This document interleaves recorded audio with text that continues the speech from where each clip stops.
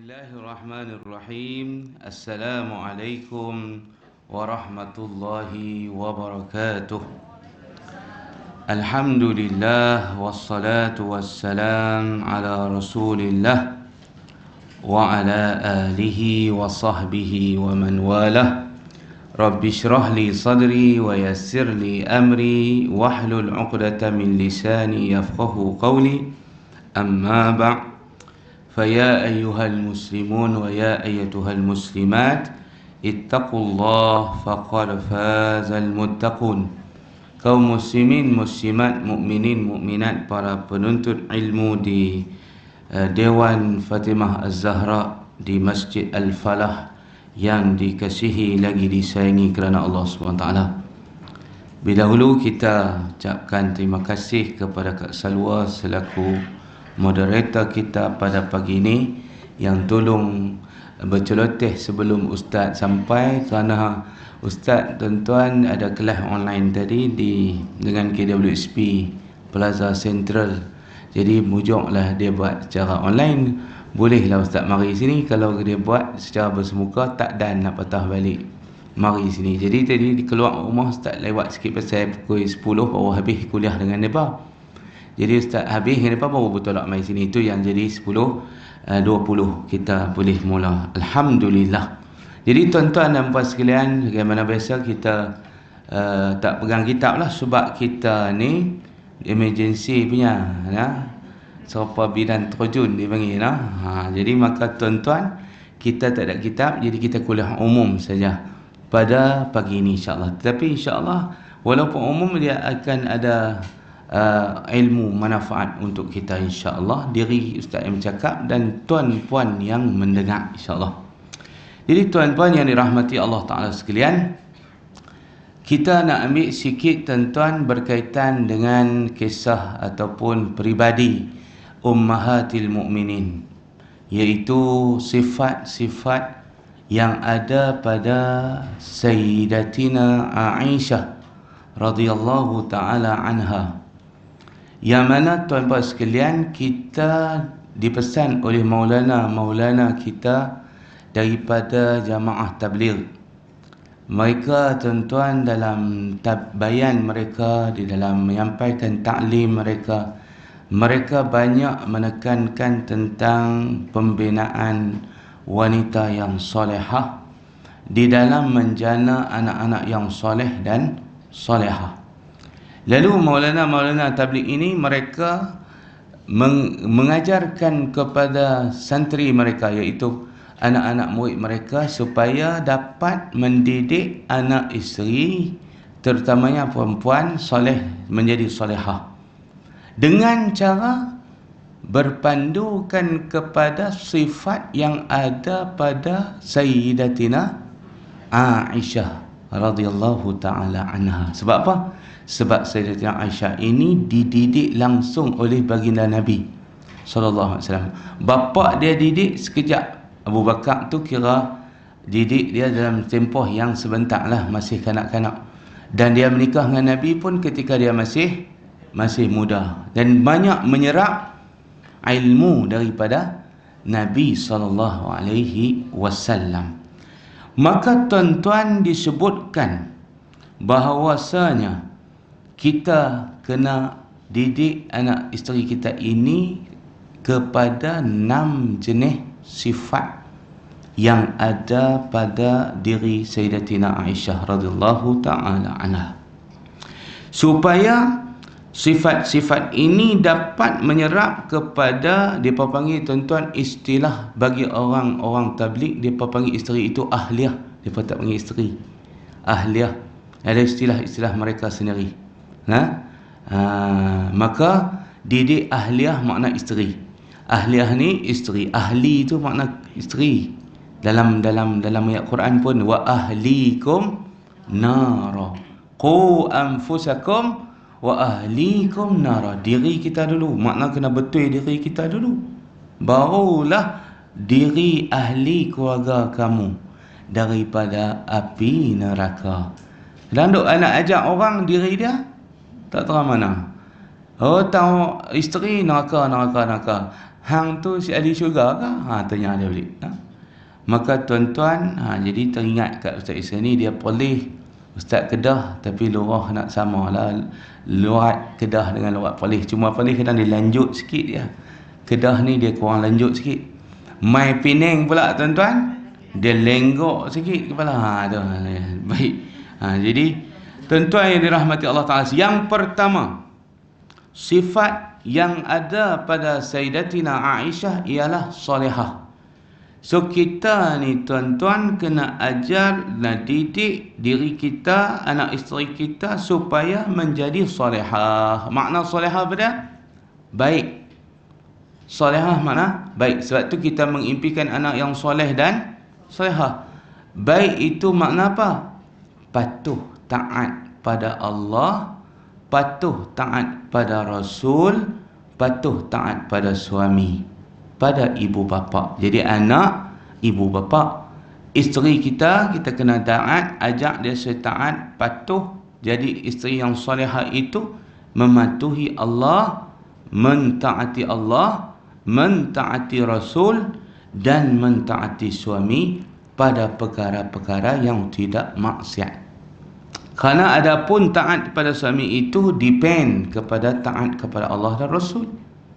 Kalau dia menyuruh perkara-perkara yang tidak soleh, perkara yang maksiat, tidak ada kepatuhan untuknya, maka setelah itu disebutkan taat kepada suami, kepada manusia, taat yang tidak mutlak, taat yang bergantung kepada dia taat kepada Allah dan Rasul. Kalau dia suruh kita benda yang maksiat, tidak ada patuh, tidak ada taat untuknya, sebab suruh buat maksiat. Kita kena taat kepada Allah berlebih pada taat kepada manusia. Bila manusia suruh kita buat maksiat, kita keluar daripada mematuhi dia. Tidak perlu mematuhi dan tidak perlu taat kepada dia lagi. Sebab itu dikatakan tuan-tuan, dalam hadis Nabi kata, la ta'ata li makhluqin fi ma'siyatin khaliq. Tidak boleh kita mentaati makhluk di dalam berbuat maksiat kepada Khaliq. Khaliq makna pencipta. Kita makhluk, dia pun makhluk, suami kita pun makhluk. Maka dia makhluk, suruh kita buat benda yang menderhaka kepada Khaliq, kita tak perlu patuh. So yang ni yang pertama, ciri yang ada pada Aisyah radhiyallahu taala anha, iaitu sifat dia, sifat yang solehah ada pada diri dia, taat pada Allah dan Rasul, taat kepada suaminya iaitu Nabi Muhammad sallallahu alaihi wasallam. Berlaku tuan-tuan kisah di mana dia dituduh fitnah dengan Safwan. Dia balik, dia tuan-tuan munajat kepada Allah Ta'ala, berdoa. Ini sifat solehah dia. Dia tuan-tuan dan perempuan sekalian menghadapi fitnah yang dahsyat dibawa oleh kaum munafik, mengatakan dia buat benda yang tak senonoh dengan orang lain. Maka tuan-tuan, Allah Ta'ala turun ayat, bersihkan dia dengan sebersih-bersihnya daripada fitnah tersebut. Itu sebab Allah Ta'ala sebut dalam kita selalu baca ayat dalam tahlil, innama yuridullahu liyuzhiba ankumur rijsa ahlal bait wa yutahhirakum tathira. Allah membersihkan mereka dengan sebersih-bersihnya. Siapa dia? Ahlul bait, termasuk isteri-isteri Nabi. Allah Ta'ala bagi tahu dalam ayat ni, sebab tu kita bawa dalam tahlil baca, nak bagi tahu tuan-tuan sebelum kita selawat kat Nabi kan, innama yuridullahu liyuzhiba ankumur rijsa ahlal bait wa yutahhirakum tathira. Ayat tu tuan-tuan bagi tahu kata Allah Ta'ala membersihkan sekalian ahli bait Nabi SAW dengan sebersih-bersihnya. Maka tuan-tuan, ada kisah juga berlaku. Mari Ustaz baca satu tulisan di dalam FB, cerita tentang bapa Sayyidatina Aisyah ni, Abu Bakar. Dia pernah tolong sahabat Nabi nama Mistah bin Usasah. sahabat Nabi Mistah bin Usasah ni yang duk terima subsidi Abu Bakar tiap bulan, tiap-tiap masa dulu sampailah. Tapi bila berlaku hadisul ifki, peristiwa fitnah itu, dia pergi masuk golongan yang fitnah Aisyah. Jadi Abu Bakar ni dia rasa geram jugalah. Patutnya aku duk bantu hang, duk tolong hang, hang kenailah sikit, belahilah belah anakku. Janganlah duk fitnah dia. Ni Mistah yang duk terima bantuan daripada Sayyidina Abu Bakar ni, pi masuk belah orang munafik, pi duk sama-sama, pi duk percaya kata dia buat sungguh benar tu. Maka tuan-tuan yang dirahmati Allah Ta'ala sekalian, Abu Bakar nak stop bantuan tu, nak stop bantuan kepada Mistah bin Usasah ni. Tapi tuan-tuan yang dirahmati Allah Ta'ala sekalian, dalam surah An-Nur, surah apa disebutkan di sini, Allah Ta'ala berfirman, surah Nur ayat 22, wal ya'fu wal yasfahu ala tuhibbuna an yaghfirallahu lakum. Dia tak jadi tuan-tuan nak stop, dia terus bantu juga, biarpun orang yang dia bantu tu seolah-olah macam berpaling tadah lah, khianat dia, tak menyokong anak dia, tak menyokong keluarga dia, piduk sokong golongan fitnah, golongan pemfitnah. Tapi oleh kerana dia bila tengah ayat ini, dia kata tuan-tuan, dia tak jadi sifat tu, kata soleh yang mengalir daripada bapa yang soleh mengalir kepada anaknya yang solehah, iaitu Aisyah. Bagaimana dia munajat minta ke Allah, tunjukkan jalan yang betul, tunjukkan kebenaran itu benar, tunjukkan yang batil itu batil. Maka tuan-puan, ayat ini menjadikan Sayyidina Abu Bakar terus memberikan bantuan kepada Mistah, tak jadi potong bantuan tersebut. Ada juga tuan-tuan disebutkan di dalam surah Al-Laili. Dalam surah Al-Laili pun ada disebutkan bahwasanya cerita tentang infak yang diberikan oleh Sayyidina Abu Bakar ini kepada sahabat yang berpaling tadah ini. Dia mulanya tuan-tuan nak berhenti bantuan tersebut pasal dia geram, perasaan dia rasa terluka, terhiris sebab orang yang dia bantu tidak mengenang jasa dia. Tetapi akhirnya dia teruskan dipuji oleh Allah Subhanahu Wa Taala di dalam surah Al-Lail, tuan-tuan, di hujung ayat surah Al-Lail itu. Maka ayat ini bunyi apa tuan-tuan? Maksud Ustaz baca tadi surah An-Nur, nak cerita kesalehan, bagaimana mereka ini soleh tu apa dia? Patuh kepada ayat Allah, tinggalkan emosi, perasaan, nafsu, direndahkan. Yang dibesarkan ialah Al-Quran, yang dilayan, yang dipatuh, yang didengar, yang diikut, yang nak dilaksanakan, diimplementasikan ialah Al-Quran. Yang nafsu tu rejam, buang, tak jadi ikut. Kita kadang-kadang bertembung dengan cocok nafsu kita dengan hak Quran tu, kita gaduh nak mengikut hak cocok nafsu lagi, dia kira sonok lagi, bukan kira hak pedoman daripada Quran tu. Jadi kita nak contoh yang ni lah, bagaimana Abu Bakar bila dia dengar ayat Quran ini, maafkanlah serta lupakanlah kesalahan mereka itu. Tidakkah kamu suka supaya Allah mengampunkan kamu? Tuan-tuan, jadi dia tinggalkan segala hawa nafsu dia, dia tinggal segala emosi dia, perasaan dia tu, dia menerima pedoman Al-Quran. Lalu dia berikan kemaafan, dia berikan pengampunan, dia lupakan segala kesalahan. Dia tak berasa tuan-tuan, hang patutnya terima kasih kat aku bantu hang, apa ni kacang lupakan kulit, apa macam-macam lah keluar kalau kita ni. Tapi orang yang patuh dan taat pada perintah Allah ni, Abu Bakar ni tuan-tuan, puan-puan sekalian, dia berikan kemaafan, dia lupakan segala kesalahan Mistah bin Usasah itu. Sebab apa?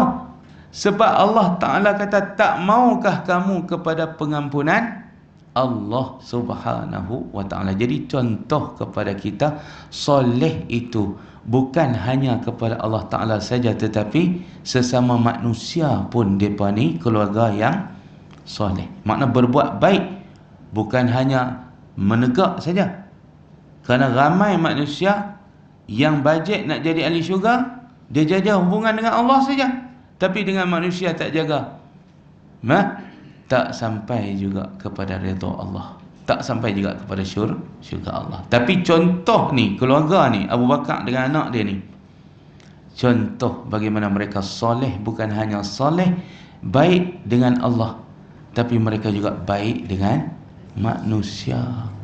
Mereka ni boleh memaafkan, tak ada dendam, kesumat, hati mereka dicucikan oleh Al-Quran. Sifat-sifat buruk yang ada dalam hati mereka dikikis, dikukut, habis keluar. Kikis sampai keluar habis sifat-sifat tak elok. Orang Kedah kata kukut, buang daripada hati. Sikit demi sikit, mau berasa nak dendam sikit, ayat Quran main, buang, dendam, kikis, buang. Ni yang kita nak contoh ni. Bagaimana real contoh, kalau kita duduk di situasi itu, boleh tak kita maafkan orang yang kita duk buat baik dengan dia, tiba-tiba dia balas tuba kepada kita, kita beri susu, tuba yang dibalas. Abu Bakar bagi bantuan susu, dia balas tuba, dia fitnah anak Abu Bakar. Tapi Abu Bakar bagi apa kat dia? Kemaafan. Ni nak jadi ahli syurga. Bagaimana dia boleh bagi maaf kepada orang yang betul-betul dia bantu, tolong, keluarkan daripada kemiskinan, bantu dia daripada kesusahan, berbuat jahat kepada dia, balas tuba kepada dia, tapi dia tetap melupakan, dia tetap maafkan. Begitu juga dengan anaknya Aisyah, tak halang ayah dia untuk beri maaf. Kenapa? Kerana mereka mendambakan keampunan dosa dari Allah. Kerana Allah Ta'ala mengaitkan kita memberi maaf kepada orang lain, kita melupakan dosa orang lain, Allah Ta'ala akan cepat melupa dan memaafkan dosa-dosa kita juga. Yang tu matlamat dia, yang tu tujuan dia. Sebab apa Abu Bakar sanggup meredamkan rasa dendam, kesumat dia, rasa marah dia, rasa nak stop bantuan kepada Mistah ni, tak jadi. Sebab dia kata, mudah-mudahan aku bagi maaf. Sebab tu Ustaz kata, kita ni buat apa pun dengan harap. Kita ceramah dulu dalam bulan puasa, buat apa dengan harap.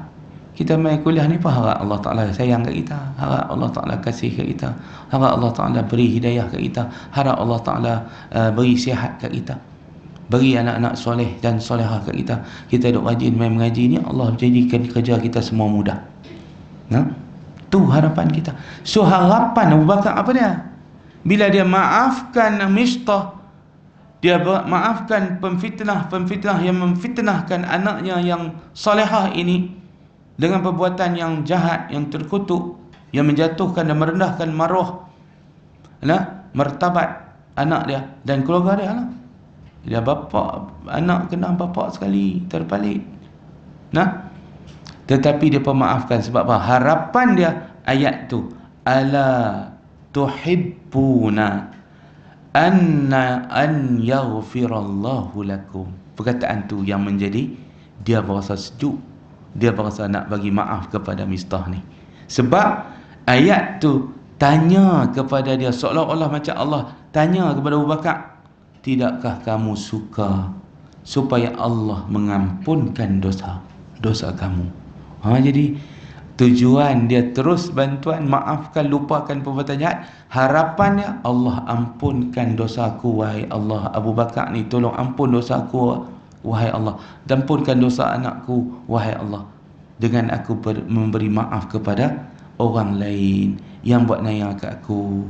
Maafkan dia yang buat zalim kat aku, maafkan dia yang bagi tuba kat aku bagi susu kat dia. Mudah-mudahan Allah perhati tengok, lalu Allah jatuh cinta kepada Abu Bakar. Hebat sungguh hatimu wahai Abu Bakar, maka aku akan ampunkan dosamu wahai Abu Bakar, aku akan ampun dosa anakmu Aisyah. Tu tujuan dia tuan-tuan, menyebabkan meredamkan rasa marah dendam dengan ayat Quran. Motivasi daripada Quran. Mana tidak sia-sia kita beri maaf kepada orang lain, tidak menjatuhkan martabat kita, bahkan menaikkan maruah dan martabat kita di sisi Allah Subhanahu wa taala. Jadi kalau ikut kita nak ikut puas hati kita, tak usah bagilah kat dia. Biar pada muka dia, siapa-siapa dia lawan kita, kita duk belah dia lawan kita. Ada Abu Bakar kata, tak apalah dia nak lawan, dia nak masuk belah mana pun masuklah, tapi hak baik kita jangan kita stop, bagi pi, biar dia. Lama-lama si yang jahat ni, yang jadi geng orang lain ni, balik semula minta maaf. Keindahan akhlak menawan balik hati orang yang berpaling tadah itu. Tu dia tuan-tuan dan membantu yang pertama, solehah tu. Dan ustaz kaitkan solehah itu bukan hanya hablum minallah saja nak, tapi termasuk hablum minanas. Dan ini contoh keluarga, suami, seorang bapa, seorang anak yang perempuan berbuat baik bukan dalam hablum minallah saja, tetapi mereka dengan hablum minanas, mereka lurus berjaya dengan cemerlang. Sebab tu kita tengok pujian Allah kepada keluarga Nabi ni bukan bersangkut hablum minallah saja, tapi banyak bersangkut dengan hablum minan nas. Itu nama kita tengok cerita Sayyidina Ali dengan Fatimah puasa 3 hari, tak jadi buka. Siap-siap nak buka, orang main ketuk pintu 3 hari betul-betul. Innama nut'imukum liwajhillah la nuridu minkum jazaan wala syukura. Hari pertama yang main minta dia bagi makan kepada innama nut'imukum liwajhillah, beri makan kepada orang yang main minta ketuk pintu tu kerana Allah. Keluarga Fatimah, Ali dan anak-anak memuji sifat mereka hablum minan nas tu, mementingkan orang lain daripada diri sendiri. Maka tuan-tuan, ini di antara soleh yang perlu kita highlightkan. Orang duk nampak soleh ni baik, jaga hubungan dengan Allah, sembahyang, sujud, rakaat atas tikar sejadah. Soleh itu bukan sekadar itu, tetapi dia bawa soleh dia itu dalam hubungan dia dengan sama manusia. Tidak dengki khianat, tidak dendam kesumat, pemurah, penyayang, rajin memasukkan rasa seronok dalam hati manusia. Pahala yang besar tuan-tuan. Idkhalus surur ala qalbil mu'minin, memasukkan rasa seronok di dalam hati orang beriman itu adalah ibadat yang paling besar pahalanya di sisi Allah. Bagi orang seronok, bagi hati orang beriman seronok, bahagia, membahagiakan orang lain, itu adalah ibadat paling besar pahala di sisi Allah Ta'ala. Yang kedua tuan-tuan, sifat yang ada di dalam diri Aisyah ialah sifat da'iyah. Dia berdakwah, menyebarkan ilmu, menyampaikan dakwah, menjadi guru, menyampaikan hadis Nabi. Dan dia termasuk di antara top 3 perawi hadis paling banyak. Ada kata duduk nombor 2 lepas Abu Hurairah. Nombor 3 Anas bin Malik. Nombor 2 siapa dah? Aisyah binti Abi Bakar radhiyallahu ta'ala anhu. Menunjukkan kepada kita Aisyah ini seorang yang da'iyah, yang menyampaikan ilmu, balighu ani walau ayah, sampaikan daripada Nabi walaupun satu ayat. Tapi dia bukan satu ayat lah, dia berayat-ayat lah, beribu ayat lah, sebab banyak hadis yang dia sampaikan. Banyak juga yang dirujuk kepada Aisyah. Bila khalifah Islam yang 4 nak tahu sesuatu permasalahan, banyak juga yang mereka pergi refer dan rujuk kepada Aisyah. Aisyah jadi maha guru, tok guru, kerana dia yang menyerap dakwah Nabi, menyerap ilmu daripada Nabi SAW, kerana dia dia bersama dengan Nabi SAW dalam tempoh yang panjang dan ketika usia yang muda. Dan banyaklah bila muda ni cergas otaknya, pintar pikirannya, maka tuan-tuan masuk dalam hatinya. Dan tuan-tuan dan perempuan sekalian, sifat da'iyah inilah yang kita kena masuk juga dalam jiwa anak isteri kita, yang wanita dan yang lelaki. Yang lelaki da'i, yang perempuan da'iyah. Jangan tunggu jadi ustaz baru nak berdakwah. Dakwah ini tak semestinya jadi ustaz. Bila nak start, boleh start dah dengan sampaikan satu ayat daripada apa yang kita faham, benda yang baik. Da'iyah ini bukan mesti lulus dapat tauliah. Lulus tauliah waktu nak mengajar. Nak berdakwah tak perlu tauliah. Sampaikanlah apa yang kamu dengar daripada aku. Nabi kata walau satu ayat. Tu tauliah dah. Tauliah daripada Nabi. Nabi kata, hampa dengar apa yang baik daripada aku, sampaikan walau satu ayat. Sebab daripada Nabi tak ada yang tak baik, semua baik. Maka sampaikan walau satu ayat. Ini sifat da'iyah daripada Sayyidatina Aisyah. Dan dia tuan-tuan masuk dalam medan ilmu. Dan dia menyampaikan hadis, merawikan hadis-hadis Nabi. Sebab tu kita tengok banyak riwayat daripada Aisyah. Kita hutang jasa dengan Aisyah. Sebab apa? Banyak ilmu, informasi daripada Nabi yang kita dapat melalui Aisyah radhiyallahu ta'ala anha. Kemudian yang ketiga, abidah, seorang yang kuat ibadat dan istiqamah di dalam ibadat, dan sentiasa menjaga solat, menjaga aurat, baca Quran, zikir. Semua ini kita kena terapkan dalam diri kita dan terapkan dalam jiwa anak isteri kita. Kenapa? Kadang-kadang tuan-tuan lepas Ramadan Quran tak baca dah. Masuk dengan laki, masuk dengan bini, masuk dengan anak sekali. Duk galu apa pun tak tahu. Sampai Quran tak buka, dia kata khatam dah, malas nak mula balik. Tu sebab bila khatam tu kita mula balik. Kita tak monti tentang surah An-Nas. Kita monti tentang zalikal kitab. Kita baca ulaika humul muflihuna, baru kita monti. Itu tuan-tuan skema atau SOP yang dibuat oleh para ulama dalam kita majlis khatam, yang dibuat oleh kita tuan-tuan tok-tok guru kita di dalam Nusantara ni. Bila khatam dia tak suruh tang qul a'udzu birabbin nas malikin nas ilahin nas min syarri waswasil khannas allazi yuwaswisu fi sudurin nas minal jinnati wan nas. Berhenti dekat tu. Tak. Baca balik Fatihah, baca balik Al-Lamin sampai 5 ayat. Barulah kita kata wa tammat kalimatu rabbika sidqan wa adla la mubaddila li kalimatillah wa huwas samiul alim. Tu baru kita baca. Apa isyarat? Nak bagi tahu kat kita jangan berhenti baca Quran.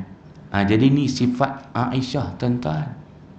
Dia seorang yang kuat ibadat, kuat baca Quran, kerap khatam Quran, kerap mengajak orang dan belaka. Bagi kuliah mengajak para sahabat Nabi yang main mengadah kat dia, tanya hadis-hadis. Kemudian baca Quran. Kemudian tuan-tuan buat kerja ibadat, zikir dan sebagainya, puasa, solat awal waktu dan sebagainya. Semua ini ada pada peribadi Aisyah radhiyallahu ta'ala anha. Jadi kita macam itulah juga. Waktu kita minta ke Allah ni, warzuqna tilawatahu ana al-laili wa atrafan nahar. Berikan kepada kami jasa tidak bosan dan boring dalam baca Quran di sepanjang malam dan di sepanjang siang. Jadi tuan-tuan dan puan sekalian, bila habis Ramadan kita masuk Syawal, Quran kita bagaimana? Soal diri kita masing-masing. Balik, buka balik tak? Baca balik tak? Khatam lagi, teruskan lagi tanpa jemu, tanpa bosan. Tu doa kita minta. Nah, warzuqna tilawatahu ana al-laili wa atrafan nahar. Bagi kami jangan rasa jemu, rasa bosan untuk kami terus membaca Quran siang dan malam. Dan diriwayatkan bahwasanya Sayyidatina Aisyah ini seorang wanita yang kuat beribadah di malam hari dan di siang hari. Dia bukan hanya hubungan dengan manusia saja bagus, tetapi dengan Allah juga mereka cukup hebat beribadah. Ini tuan-tuan masuk dalam ibadat yang hubungan dengan Allah Ta'ala. Yang keempat, alimah, alim, yakni kena bagi didik ahli keluarga kita supaya cintakan ilmu, mereka membudayakan ilmu, mereka mencintai ulama. Karena itulah yang ditunjukkan oleh Aisyah rahimahullah radhiyallahu ta'ala anha, di mana dia ini tuan-tuan mencintai ilmu lah menyebabkan dia boleh meriwayatkan hadis yang banyak. Mencintai ilmu lah yang menyebabkan dia dapat menyerap ilmu daripada Nabi SAW. Maka kita pun sebagai sang suami kena cinta ilmu dan masukkan juga dalam jiwa ahliah kita, isteri kita dan anak-anak kita. Sebab tu kita kena ajak mereka minat ilmu ni. Kadang-kadang dulu kami ni jadi minat ilmu, saya mak pak ajak untuk minat ilmu. Contohnya, bila ada dulu forum perdana, dia tak bagi kalih dah drama P.Ramlee ke, gambar filem P.Ramlee ke apakah, tak ada. Dia suruh kami paksa semua pakat tengok rancangan agama tersebut. Tak bagi kalih channel lain. Jangan siapa duk kalih, kena jerkah berapi lah. Dia jumpa anak-anak takut tengok pi lah, boring pun boring tengok pi, kadang terlena. Depa hak tu apa dia faham, kita kecil tak apa nak faham, tapi dia nak ajak supaya cinta ilmu. Dia tengok, dia ajak semua pakat dengar. Dengar pi lah apa yang Tok Guru kata masa tu, tak apalah, hebat-hebat semua ahli panel dia. Zaman Ustaz duk tengok tu Mahmud Saidon, Ismail Kamus, Harundin, Tuan Ibrahim Tuan Man, semua hebat-hebat juga pada zaman tu. Dr. Hasan Ali lah selalunya moderatornya. Jadi kita pun tengok lama-lama kita menjadi penceramah juga. Pasal apa? Membudayakan ilmu. Anak-anak ajak anak kepada ilmu, mencintai ilmu, menyukai majlis ilmu, tak buka channel lain. Ceramah dalam radio, ceramah dalam ingat program-program. Dia ajak kita dalam kereta, buka radio, ceramah pukul 2 ada, bila balik sekolah buka bagi dengar. Lama-lama kita menyerap ilmu tersebut, cinta ilmu, cinta ulama. Jadi dengan demikian tuan-tuan, pentingnya mengajar, mendidik ahli keluarga kita supaya memahami agama, faham agama, agar mereka dapat memasukkan dalam jiwa anak-anak kita. Bila isteri faham, dia boleh sampaikan wawasan kita, vision kita itu kepada anak-anak kita. Fahamkan isteri agama, agama itulah yang akan dimasuk ke dalam anak-anak. Baik tuan-tuan, yang nak melaksanakan pendidikan ini ibu. Suami didik ibu, ibu akan didik anak-anak. Sebab bapa ni nak didik budak anak-anak ni dia payah sikit. Kadang cakap dengan anak pun mak yang cakap. Jadi mak itulah yang akan sampaikan wawasan ayah ni kepada anak. Contoh dibuat di sini ialah apabila seorang isteri memahami agama, dia dapat menyerap masuk ke dalam jiwa anak-anaknya. Kerana pelaksana adalah suami, adalah isteri, nak laksanakan pendidikan itu, nak menjayakan mission tu, mission daripada dia, visi daripada suami.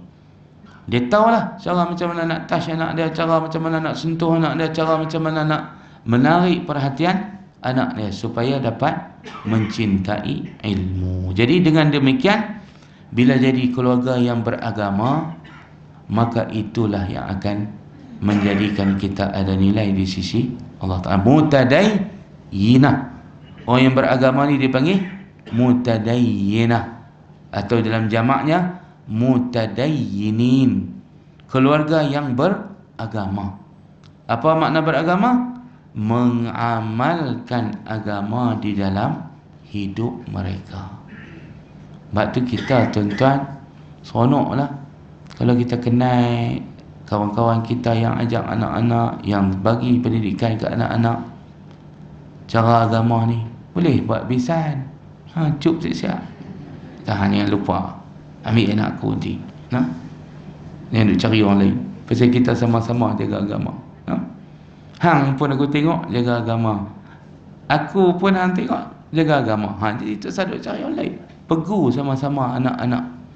Tu kawan-kawan penting juga. Daripada kawan jadi keluarga, jadi besan. Lagu tu. Bukan ada anak belakang. Lagu tu cara dia. Barulah dapat mengembangkan lagi kesolehan itu. Jadi kita pun lepas anak kita berasa lega pasal sama pendidikan, sama pahaman, sama pakat-pakat besarkan agama dalam hidup. Jadi kita berasa sonok sikit lepas anak kita kepada mereka, kepada bisan kita, keluarga bisan kita dan sebagainya. Itu dipanggil sebagai sifat alimah. Kena bagi ilmu. Kita tuan-tuan tak akan dapat menghidupkan agama tanpa ilmu.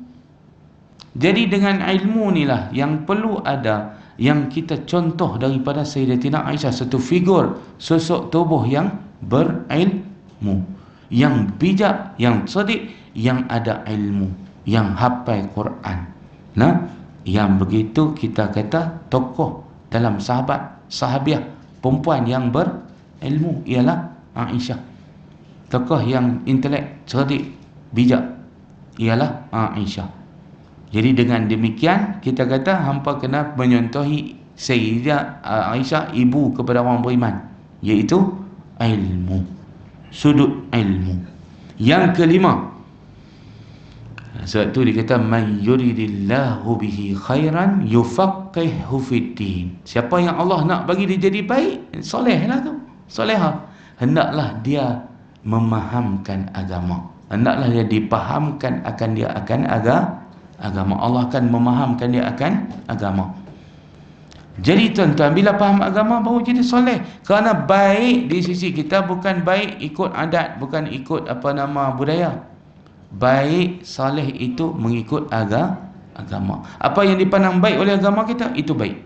Walaupun masyarakat panggilan tak baik, tapi agama kita kata baik, kita kata baik. Sebab tu dipanggil siapa yang nak jadi baik, Allah pahamkan dia agama. Sebab nak faham agama itulah kita kena rajin menuntut ilmu, mencintai ilmu, mencintai ulama. Sebab tu nak ajak mereka untuk jadi sekurang-kurangnya, kalau tak boleh jadi penuntut, jadi pendengar. Kalau nak pergi mengaji tak ada, bagi mereka dengar radio, TV, YouTube. Bagi dengar. Sebab tu kadang-kadang orang yang sakit pun, mak-mak mereka yang terlantak pun, mereka bagi kat mak mereka handset, dengar Ustaz Abdul Somad. Dengar UAS, Ustaz Abdul Somad. Dia walaupun dia Indonesia tapi dia cakap boleh faham, senang faham. Dia guna banyak bahasa Melayu. Dia pun duduk tidur, bedridden, duduk atas katil. Tengok dia kata Mak Lang duduk tengok UAS. Dia kata Ustaz Abdul Somad.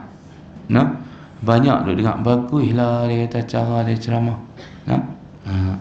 Kadang-kadang sewajar Abdul Somad ni duk ngajak sifat 20 apa semua. Jadi sifat 20 dia seronok lah. Lepas dia duk mengaji di pondok dulu, di Kedah. Baik tuan-tuan yang dirahmati Allah Ta'ala sekalian. Yang kelima, lepas pada alimah, sifat apa yang ada pada Sayyidatina Aisyah? Tuan-tuan sekalian boleh sebut, tengoklah kot tepat dengan apa yang kita ada dalam nota kita ini. Sifatnya ialah zahidah, zuhud. Zuhud ini makna sederhana, tidak tamak, tidak mewah, dan tidak memaksa suami untuk memberikan keperluan-keperluan yang lebih Dia hanya minta keperluan yang munasabah sahaja. Yakni dia pun ada sifat zuhud juga. Pernah Nabi SAW tidak melayan tuntutan 99 ummahatil mu'minin, minta nafkah lebih. Sebab dia kata Nabi sudah menjadi Perdana Menteri, menjadi penguasa pemerintah di negeri Madinah, dan dapat peruntukan 1/5 daripada harta rampasan perang adalah untuk Nabi, Rasul Allah dan Rasul dipanggil. Maka permohonan mereka ini tidak dilayan oleh Nabi SAW. Dan mereka, tuan-tuan, bila turun ayat Quran, nafsu nak dapat kemewahan tu dapat dileburkan. Bila Quran tegur, bila Quran bagi amaran, kalau kamu nak dunia, mari aku berikan dunia, kemudian aku ceraikan kamu. Nabi sebut dalam ayat surah Al-Ahzab. Sampai kepada ayat itu turun, mereka semua 99 ummahatil mu'minin ini, tuan-tuan, akhirnya mereka semua tolak tuntutan. Sebab dia kata sebelah perempuan 9 yang isteri yang angkat nikah, 2 Raihanah dengan Mariah tak angkat nikah, hamba tu di sebelah tu. Tapi yang 9 orang sebut isteri Nabi 9 tu yang angkat nikah. Yang 2 lagi tu tanpa angkat nikah, nah, hamba. Hamba 2, ada nama Raihanah dengan Mariah. Mariah ni dikatakan hamba daripada Mesir, dapat anak seorang dengan dia, nama Ibrahim. Lain semua dengan Khadijah, 6 daripada Khadijah, 1 daripada Mariah. Sebab tu orang Mesir dulu Ustaz Pi, dia suruh menikah dengan dia, Pak. Ambil lah, dia kata orang Mesir. Pasal apa? Orang Mesir dia kata subuh beranak. Dia kata bernikah dengan Nabi Ibrahim pun beranak, bernikah dengan Sarah bini pertama tak beranak. Tapi dia kata orang Mesir beranak. Nikah dengan orang lain tak beranak, menikah dengan orang kami. Sebab tu dia puji negeri Mesir. Dia kata tengok Mesir punya bagus, dia kata subur. Maka tuan-tuan, mujuk terjadi lah. Baik. Orang Malaysia pun subur juga. Baik. Yang keenam, zahidah. Yang kelima. Jadi tuan-tuan yang dirahmati Allah SWT, sebab kami sewa rumah. Sewa rumah, tuan-tuan, rumah tu ada mama, kami pergi mama. Mama tu anak darah bercambah. 3 orang. Asma ada, Ustaz duk ingat nama. Zahra nama dia, Asma nama dia. Lepas tu apa nama lagi seorang ni, tahu tak ingat dah. 3 orang. Pak mati, masa mati tu Ustaz duk ada. Kami pergi buat tahlil apa semua, di rumah dia. Dia pun tak tahu tahlil. Dia pun Mesir pun tak tahu tahlil. Kita ada tahlil, dia pun dengar, dia pun ingat lah zikir-zikir tu sebab ayat-ayat Quran. Tapi kita himpun ayat-ayat tu, dia pun kata pandai hampa susun ayat-ayat tu. Ni kata kami ajak, ulama kami ajak ayat-ayat, baca ayat-ayat yang besar dalam Quran. Ayat kita baca tu Alif Lam Mim, apa ayat kursi, lepas tu kita baca Amanar Rasul, semua tu ada hadis. Suruh kita amal ayat-ayat tu. Maka zahidah ni tuan-tuan kena masuk sederhana, tidak tamak kepada dunia, gemarkan akhirat, gemarkan janji-janji Allah yang Allah janjikan kepada kita. Yang itulah yang diterapkan oleh Nabi. Satu, Nabi tak layan, dan bila Nabi tak layan, mereka dapat menyerap masuk apa yang Nabi SAW tarbiyah itu. Jadi tak tuntut dah lepas pada tu. Lepas datang tak kata-kata dua daripada Allah Ta'ala supaya mereka menggugurkan tuntutan nafkah yang lebih, maka mereka semua tunduk dan patuh balik. Jadi makna menunjukkan tarbiyah Allah. Mereka ni sifat manusiawi itu ada, nakkan kemewahan, nakkan lebih nafkah daripada Nabi. Tapi bila Nabi tak bagi, mereka patuh, mereka taat, mereka leburkan rasa hati mereka, nafsu hati mereka itu dalam jiwa mereka, dileburkan dengan Al-Quran, dengan hadis Nabi. Maka tuan-tuan, kita tengok 99 semuanya tak mau diceraikan, tak mau dunia, nak Nabi, nak akhirat. Itu contoh. Dalam suratul Ahzab Allah Ta'ala kata, fata'alaina umatti'ukunna fa'usarrihkunna sarahan jamila. Tu ayatnya. Mari sini, siapa yang nak nafkah lebih, Nabi kata mari sini, aku nak bagi, tetapi aku akan ceraikan kamu dengan cerai yang baik. Kamu tak boleh duduk dengan aku lagi dah, sebab wawasan tak sama. Nabi bawa wawasan akhirat, dia duduk nak wawasan dunia. Maka akhirnya Nabi bagi kata dua. Allah suruh. Ayat Quran surah Ahzab, buka tengok. Tak ingat dah ayat apa. Nah.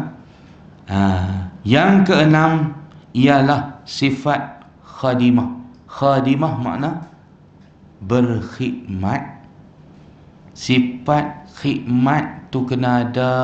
Khidmat kat ayah ibu, khidmat kat suami, khidmat kat keluarga. Jangan rasa beban, jangan rasa berat, kerana itulah sumber pahala wanita. Pahala orang perempuan ialah khidmat.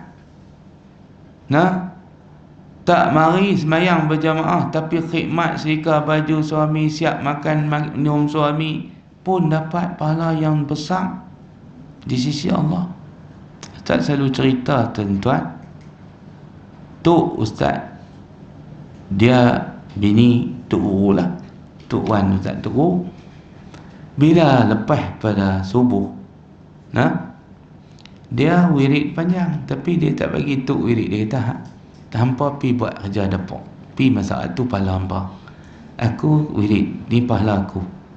Maka dia pi pun lah. Tok kata, Tok Wan tak bagi, pasal dia duk ada, aku tak ada nak wirid-wirid. Pasal apa? Tok Wan hang tak bagi.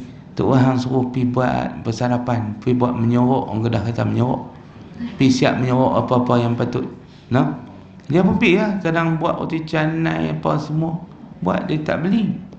Nah, tarik roti apa semua, siap lagi, dia ponti habis wirid sembahyang isyraq apa, dia pi. Maka tu dia kata khidmat tu hang bagi anak makan, bini apa, anak apa, suami makan, itulah dia pahala kamu. Khidmat itu yang mesti dimasukkan di dalam jiwa anak isteri kita, iaitu apa dia? Budaya memberi khidmat. Jangan ajak upah pula, ajak kepada cinta pahala. Kadang-kadang upah tu jangan disebut, jangan di-highlightkan, bagi sebagai hadiah, appreciate. Tapi kalau sebut awal tak jadi, buatlah dulu, ada lah. Tapi kalau sebut awal dia jadi lain, tak dapat pahala, dapat upah tu saja. Jadi kita ni tuan-tuan nak ajak mereka, kadang ajak anak upah. Tak betul. Dia pun dapat upah tu lah, tak ada pahala. Tapi kalau ajak mereka, kena khidmat cik oi, kena khidmat alung, kena khidmat angah, kena khidmat kakak, kena khidmat adik. Pasal apa? Khidmat itulah sebagai pahala kita. Khidmat ke ayah ibu, bakti dipanggil.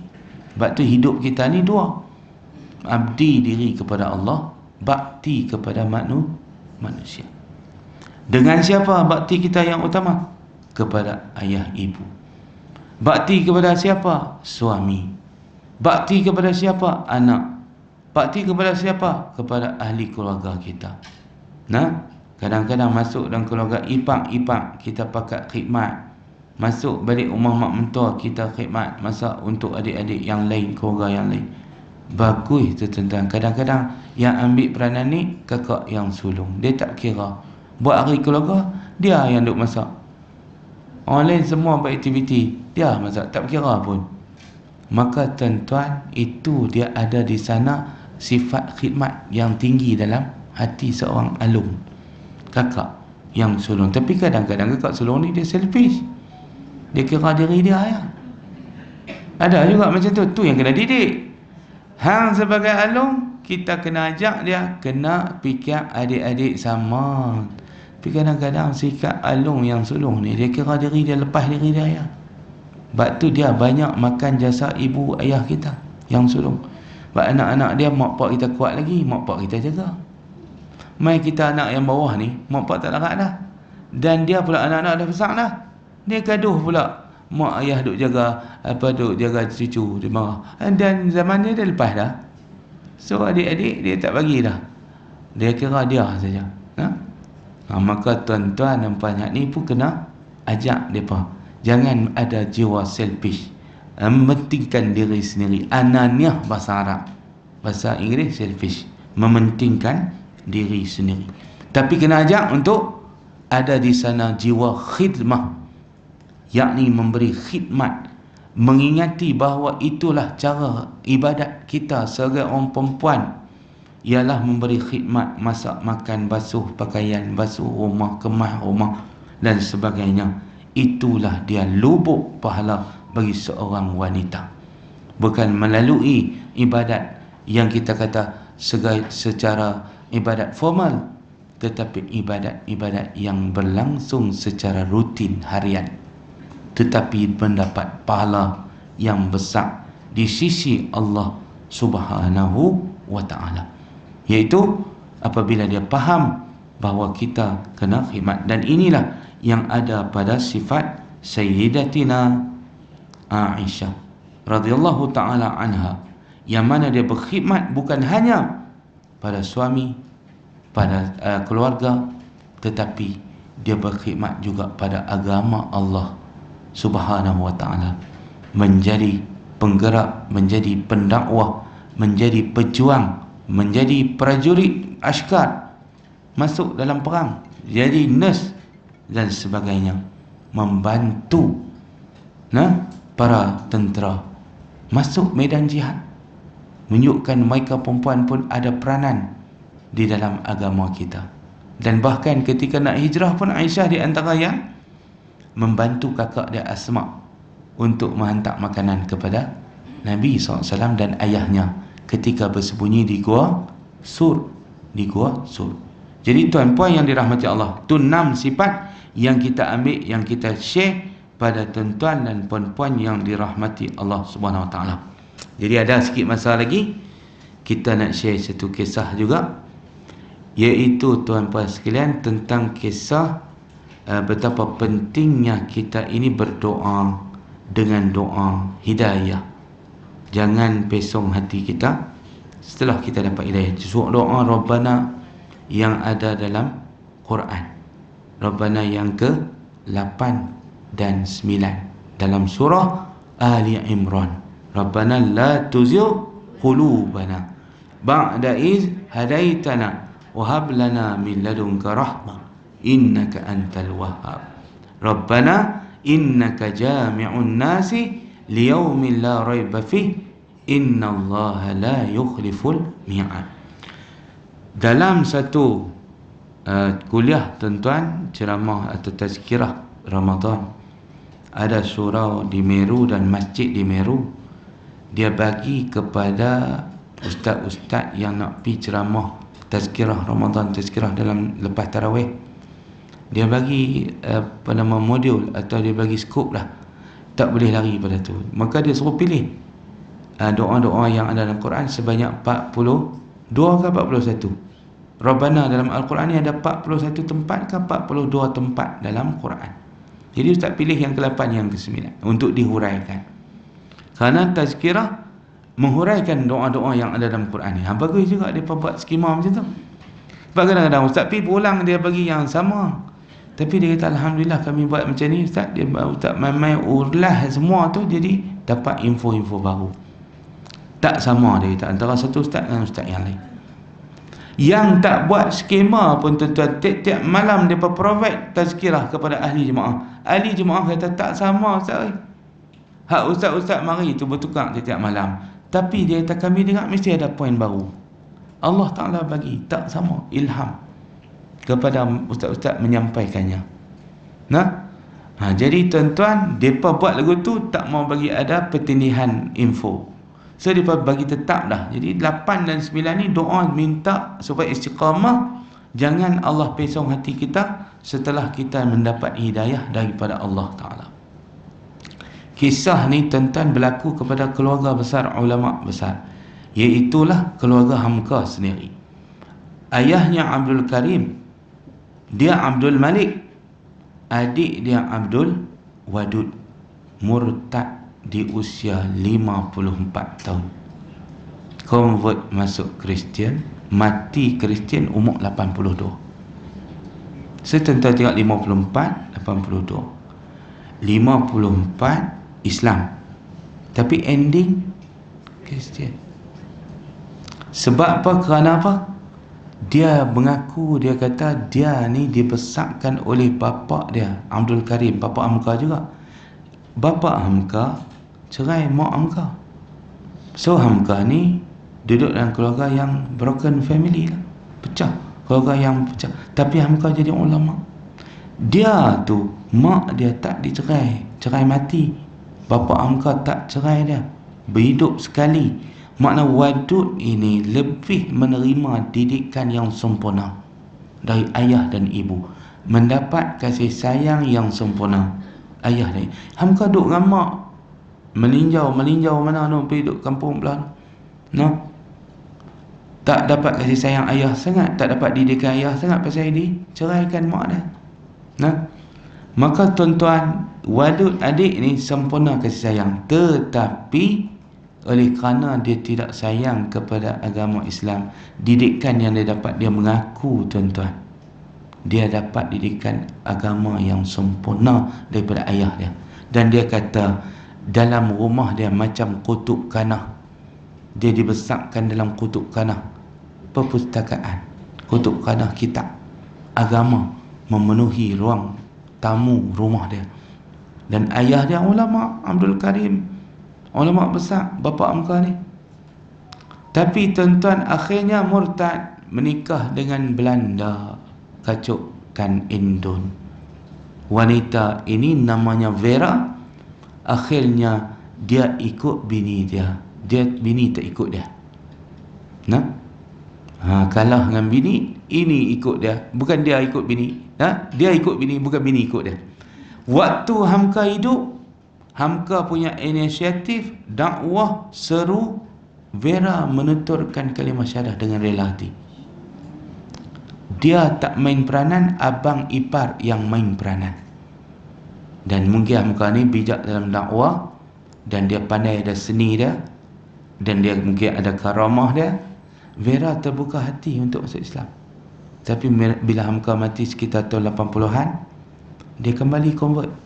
Pasal wadud tak support, tak bagi tambah. Dia ada ilmu. Bahkan bila dia pindah tuan-tuan pergi Bali, bila hamka mati wafat, dia pindah pergi duduk Bali. Bila duduk di Bali ni, wadud ni biar Vera buat kelas kuliah macam ni, kuliah Bible dalam rumah dia. Dan wadud ni pergi join sama dengar. Bila dia dengar tuan-tuan, akhirnya dia kata dia dengar sehari lama duk dengar kuliah Bible ni. Dan dia pun guna Allah Bible dia, tak guna God. Tu kita tak bagi di Malaysia, dia pun nak tukar terjemahan Bible jadi God jadi Allah tu. Nah, maka tuan-tuan yang dirahmati Allah Ta'ala sekalian, dia duk dengar lama-lama, dia pun kata betul juga Kristian ni. Tak jauh beza lah, sama lah. Dia kata lah kali dia temui kebenaran. Kebenaran dia apa dia? Dia kata Kristian tu yang benar. Hak ayah dia didik 54 tahun duduk dalam Islam ni, dia kata tak apa nak betul. Lah kali dia pula convert. Bukan Vera saja, bini dia saja, dia pun convert, meninggalkan kalimah la ilaha illallah Muhammadur Rasulullah. Dia pun terima Kristian sebagai agama dia. Dan dia ni mati sebagai pastor padri yang mengembangkan agama Kristian di Sumatera. Jadi tuan-tuan, daripada doa itulah Ustaz kata kita tak boleh tinggal. Tidak ada jaminan untuk kita, kerana mutlak milik Allah hidayah. Dia bukan boleh diwarisi daripada seorang ulama, tidak boleh diwarisi daripada abang yang ulama, bapa ulama, abang ulama, tak boleh. Dia hanya boleh dengan doa dan harapan kita sungguh-sungguh kepada Allah Ta'ala, agar Allah jangan gelincirkan hati kita setelah diberikan hidayah kepada kita. Sebab kita na'udzubillah, bimbang, takut. Baca kisah ni tuan-tuan, kita insaf, terbit ayat mata, rasa takut. Ya Allah, aku bukan anak ulama. Ya Allah, aku bukan adik ulama. Aku bukan dari keluarga ulama. Boleh sangat possible nak berlaku benda tu pada kita, pada keluarga kita, anak pinak kita, generasi kita akan datang. Cara macam mana? Harap gantung kepada Allah doa kepada dia, moga-moga dia beri rahmat kepada kita semua, dia jaga iman dalam diri kita, dia jaga iman dalam jiwa anak pinak kita, keturunan kita, zuriat keturunan kita, tak ada yang murtad. Amin ya rabbal alamin. Apa dia doa tu? Rabbana la tuzigh qulubana ba'da idh hadaitana wa hab lana min ladunka rahmah innaka antal wahhab. Pesan bukan diri kita, anak, menantu, cucu, cicit kita, ajak doa tu, jangan lupa baca, karena itu sangat berharga nilai kita di sisi Allah. Kalau tak ada hidayah, kita bertemu Allah dapat azab.